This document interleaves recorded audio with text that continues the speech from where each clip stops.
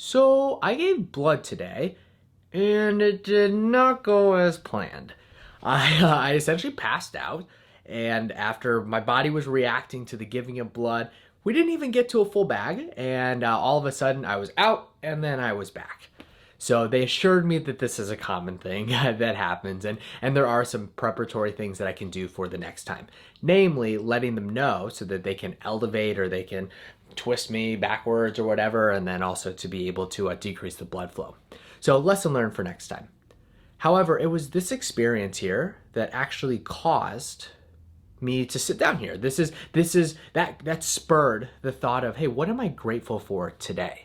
So as I sit here preparing to drink my Gatorade, to have more fluids, to try V8. I don't know anybody who's actually tried V8. Maybe I'm just too young to try the original V8 there. In addition to some St. Louis bread company, which many people know as Panera.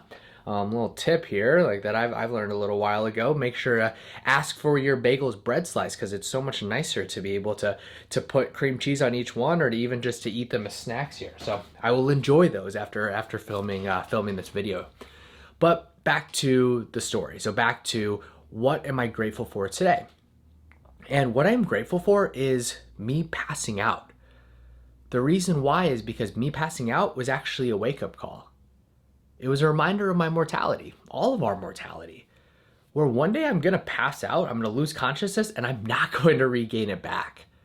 So definitely special thanks to the men that were there, and they were working and drawing the blood and such, and they were able to take care of me, get ice packs, do everything according to their procedure.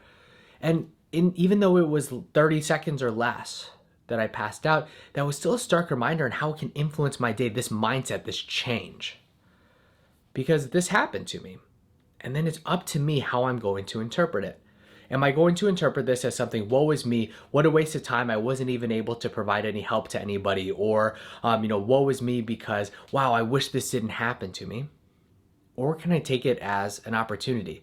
Because maybe I was supposed to learn a little bit something else. Maybe I was supposed to give something else, not blood, but maybe my perspective that could help somebody else. Because that wake-up call of the mortality, they come few and far between. I made a video last week and I was talking about my reflections on mortality after reading a book, and I was reading the story and just going through the visualization. And I think that's very, very important to be able to go through those contemplations whenever we're not actually experiencing anything that is causing, us to question, wow, how much longer am I going to be alive? But there's also lessons, and maybe they're more permanent, they're more personal, they're more stark, use any of those words, whenever it's something that actually happens to us. When we realize that our bodies here, they are constantly decaying, They're getting older. We can make them stronger and stronger, but at some point they are going to end up failing. And it's that reminder also to make sure, hey, then live out today. Take care of your body today, but also live it out. Like this life, it's going to end at some point. And so I'm so thankful for that opportunity for me to be able to experience that firsthand without any lasting negative consequences. Instead, it's a chance for me to maybe even do better today than I would have otherwise. If everything just went so smoothly, I wouldn't be having a lot of these reflections. And maybe I wouldn't truly seize the day in that, what is my purpose, living that out, creating or connecting, doing something that's deeper, because I wouldn't have gotten that wake-up call.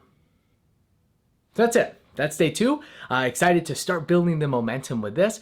Through any circumstance, maybe bad, good, indifferent, we can find purpose. I really think that's what I'm seeking to do in these. So I'm excited to continue on this trend. I'll see you tomorrow for day 3. Well, I don't even know who I'm talking to with see you tomorrow, because I'm not telling anybody about these videos till like 10 to 12.